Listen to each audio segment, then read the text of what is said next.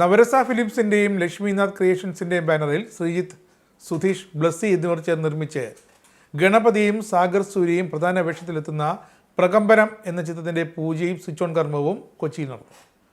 പണി എന്ന ചിത്രത്തിലെ ശക്തമായ വില്ലൻ വേഷത്തിലൂടെ ശ്രദ്ധേയനായ സാഗർ സൂര്യയും ഒരു മികച്ച ഹാസ്യ നടനായി പേരെടുക്കുന്ന ഗണപതിയും ഒരുമിക്കുമ്പോൾ പ്രകമ്പനത്തിൻ്റെ പ്രതീക്ഷകളും ഏറുകയാണ്. പ്രശസ്ത സംവിധായകൻ ലാൽ ജോസാണ് പ്രകമ്പനത്തിൻ്റെ സ്വിച്ച് ഓൺ കർമ്മം നിർവഹിച്ചത്.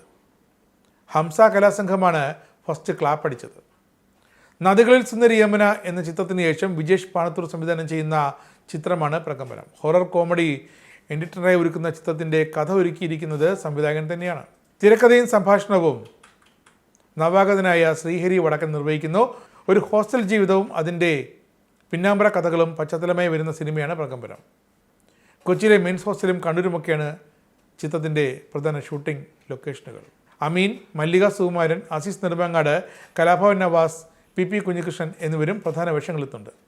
ശീതൽ ജോസഫ്, ഗായത്രി സതീഷ്, അനഘ, അജിത് എന്നിവരാണ് ചിത്രത്തിലെ നായികമാർ.